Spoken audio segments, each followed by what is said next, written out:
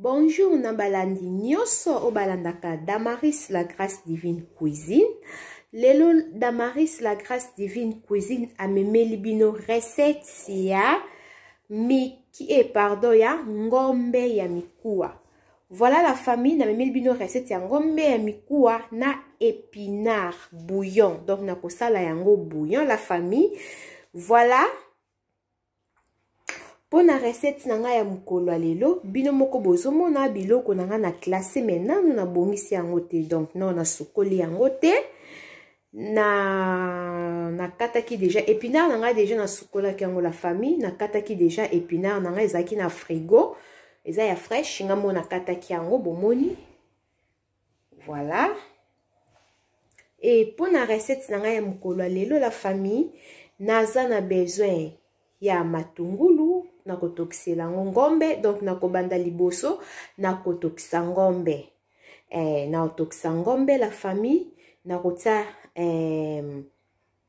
céleri na 4 feuille de laurier ail yango wana bakomi kino blau na muscade ouais donc ail muscade na feuille de laurier na mwa litungulu kaka ya mukie na kotia na kati na céleri na kotokisa ngo la famille mwa mukie etoka penza mingi te et après na kotoka ngo na kotokisa ngo nde sikoyo so na mone komo bela do ebela makasi te parce que nga na linga penza ngombe o elembaka makasi te la famille se ngombe lembi makasi na sepela pena kususu kolia ngo te na mona ngo loko esilisa goût ya nyama donc elemba nango mais eza normal bomoni bino moko yango yo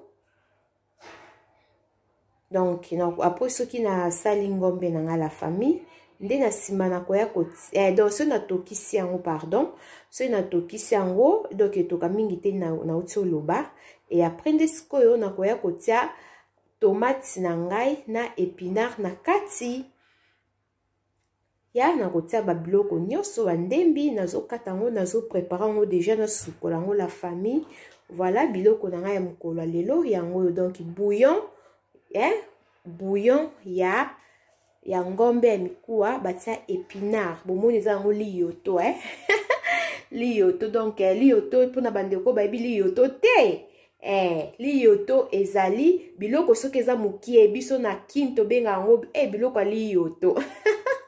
Voilà la famille, moi bien c'est ça là bien. Ok, to kute na ba vidéo oyo et tikali.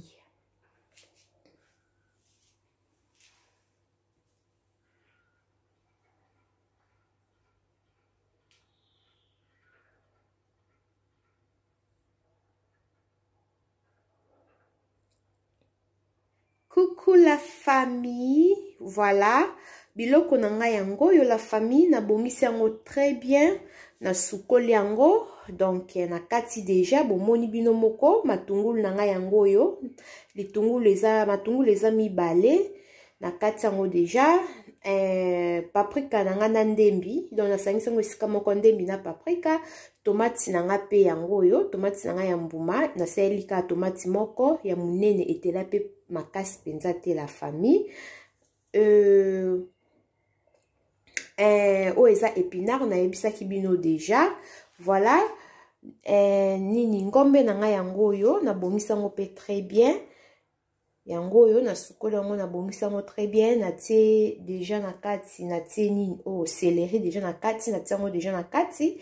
Voilà la famille siko na rotia feuille de laurier nanga na ndambu ya matungulu ndeka na yebisaki bino na ail na muscade et après ekotoka esa lokola ebela nde na sima na koya kotia matungulu babiloko nyonso épinard pour ebela ensemble. Voilà na présenter bino mafuta te la famille parce que ngombe oyo ndeka bozomona la famille eza na mafuta ebele eza ngombe ya mikuwa bino mo boyebi ngombe ya mikuwa ndenge ezalaka na mafuta bozomona bino moko donc na otala soki ndenge ezotoka soki mafuta ekozala penza ebele te ekozala normal nde na koya kobakisa ta 2 lutu na ngai ya mafuta lutu ya café. Donc kuyaka café nde na koya ko bakisa ngo na kati moi de lutu kaka ya mafuta donc ya mingi te. Voilà. Mais soki ekozala ke bimisi na ba mafuta ebele ndeka tozomona na kotia mafuta te po ba mafuta ebele nde na beta asete ezalaka vraiment bien te pour na santé la famille. Et voilà ce qu'on a lingi na tia biloko nanga na moto. Na kotion déjà na tia déjà na moto et to kaka to kuta na ba vidéo oyo etikali la famille.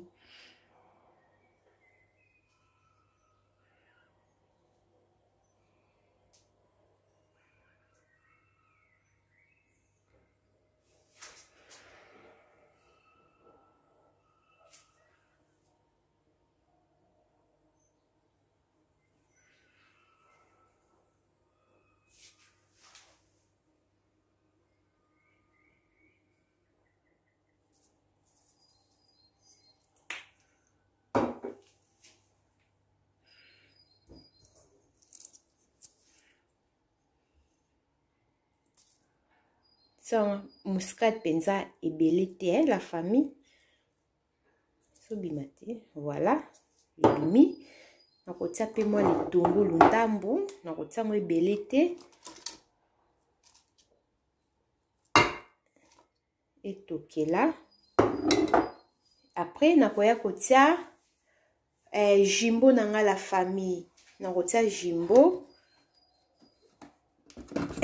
Donc la famille nazo kata nazo kokate donc ofungoleza mo pasi po na simbi forme nazo kata nazo tia biloko nyonso soki na silisi kotia na sima nango na koya ko balola donc bomoni na kokate donc il faut na kata po na balola après na olakisa bino kaka soki na tiango na moto. OK, tokutani la famille.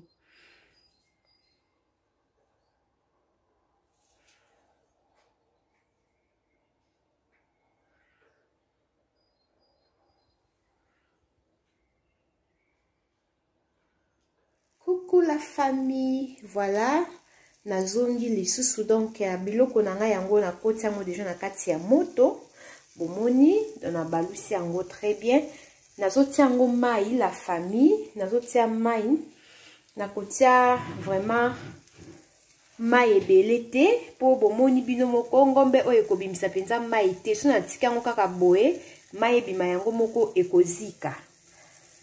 Et ozika na kotiaka mai mukie po déjà na bimisaki yango mwa kala la famille donc na bimisaki yango déjà mwa kala so mina tika yango kaboni to tika soso eko zala penza omone ezozika ozala penza bien te yango wana na tika mo mai mukie ata ko bimisa e bimisa mpe ka mukie ça lelo côté. Voilà la famille na tie mai nanga mukie sikoyo nazo tika yango na nazo tika ngo nazo finika ngo. Voilà, nazo finika ngo po etoka donc na tie biloko na nyonso ndeka na yebisaki bino la famille. Voilà, tokutani na ba video oyo elandi.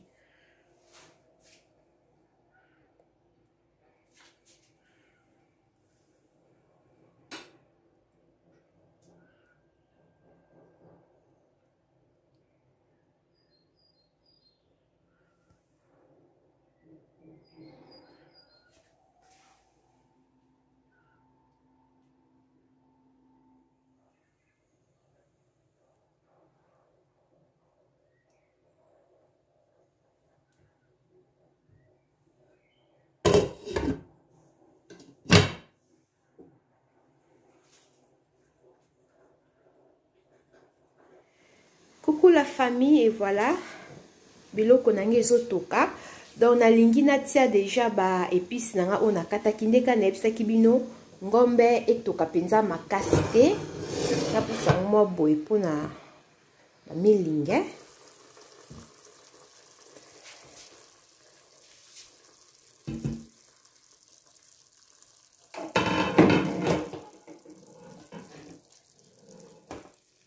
Voilà la famille, bomoni, mai, ndeka na tiaki donc baksami pété, c'est bon.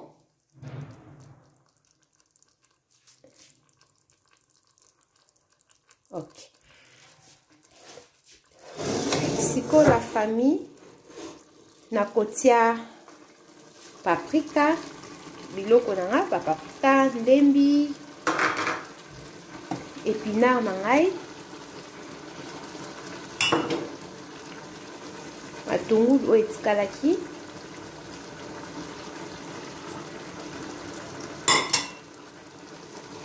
tomate voilà et après nakobalola eza mwa pasi la famille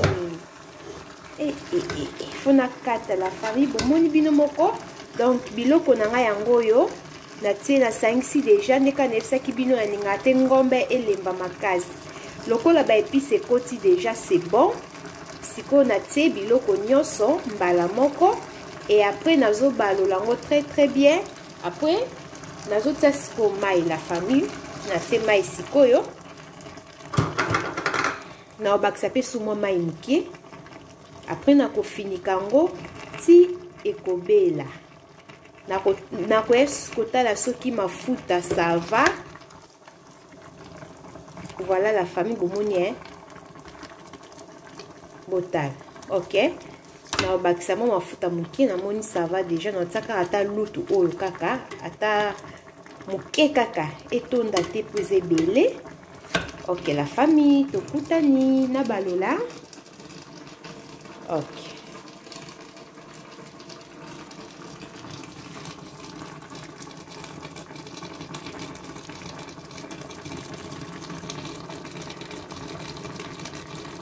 coucou la famille et voilà biloko na ngai yango yo na baloli yango na bakisi mwa mai nde nayebisaki bino donc soupe nango voilà sikoyo nazotika yango etoka nazofinika yango bomoni nasilisi deja nazotika yango na baloli do makambo nyonso esili ti ekobela donc mo peut-être noyaka na otala yango susu ata mo ba quelques minutes natala na baloli yango su mwa moke donc voilà biloko na ngai yango oyo natie mpe huile moke kaka nde ka nayebisa bino mo bomona donc huile moke ebele te po ngombe eza deja na mafuta ebele ebimisa mpe bamafuta donc so minatia ba huile ebele omona eza mpenza kitoko te surtout mpona santé la famille huile ezala mpenza kitoko te soki eleki voilà ok tokutana ba video oyo etikali la famille. Et voilà la famille ndeka nayebisaki bino na otika biloko etoka sumo moke po elingi ebela ebeli nango deja biloko nanga yango yo la famille bomoni mafuta ebele te bouillon nanga na sali ya ngombe na épinard ya ngoyo na servi bomoni soupe botala soupe soupe o la famille na fufu eza bien makasi bongi makasi bondimelanga nini recette moko simple makasi vite fait facile makasi donc eumeli nango te mwa soupe ya heure toza 11h menga na olia fusi kote donc elia mana fufu la famille okolia ngo na fufu ou bien makemba otokisimo makemba na yo ou bien kwanga voilà la famille nga na kolia ngo na fufu maintenant lamba fufu côté donc moyena présenter bino fufu ezate na servi kaka biloko na sani comme d'habitude ndenge na sala ka la famille recette nanga yango la famille vraiment bo like vidéo bo partager recette moko ya mbangu eumeli nango kutu te donc mbangu vraiment et puis eza simple makasi biloko boye eza penza bien makasi goût pour na santé oliango ka siko olali mapongi ya moi olamuka obwaki litama. Voilà. Dinefse bino mafuta ebele te bomoni ngombe yango moko ebimisi mafuta na teka mukie makasi me botala bomoni sikoso otie mafuta ebele ekozala ndenge nini. So otie mafuta ebele ekozala ndenge nini. Voilà la famille. Ok.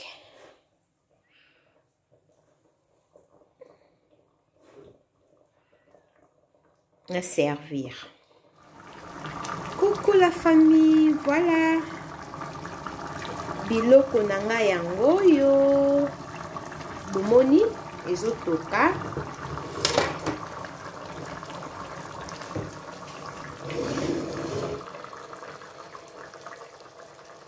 Kalate ezobela, bomoni. Kalate ezobela, ndebise bino na obalola, natala. Niveau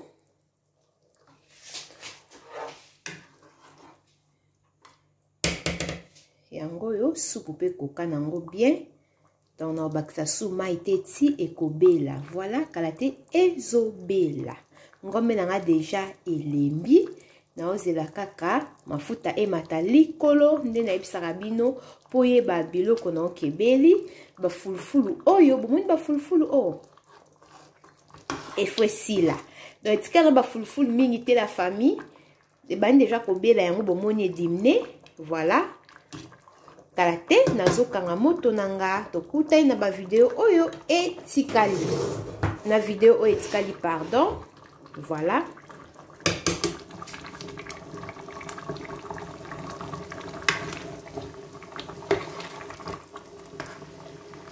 ok. Coucou la famille, voilà biloko nanga yango yo ebeli bomoni yango yo la famille biloko moko donc facile makasi. Soupe nanga yango yo bomoni nateka tomate moko ya mbuma etela pe makasi penza te. Ngombe nanga ya mikuwa na épinard yango moli yoto nanga na sali. Bon appétit à tous la famille. Donc biloko oyo ekoliama na fufu. Na koliango na fufu la famille. Soki pe olingi okoki kolia nango na makemba. Oliango na makemba. Soki olingi oliango na makemba soki olingi loso yo koki po tokisa mbala na yo menga na koliango na fufu. Ok la famille na pesi bino nyonso ba bon appétit. Biloko bino mo bomona na miso kitoko na monoko pe goût makasi. Recette moko très facile et umeli na banzango kalate awatala na silisi donc toza 11h euti beta kalate. Na tie fufu te parce que na olia siko te na oliango ba air moko na zela tati ba 12h30 na tie na ngama ya fufu. Donc biloko moko vite fait la famille bolanda ka recette bolanda ba explication na ebandeli tina suka botala ba vidéo bo liker bo partager ba ema kaka la famille. Merci na babonye na ngai batu nyonso ba soutenir nga o bazanga te ko partager bazanga te ko liker vidéo ko commenter nzama pambola bino ba o pe bazana no abonner te na chaîne na ngai so okuta na vidéo o esepelisi yo s'il te plaît ko bosana te ko abonner pe ko partager na ko liker.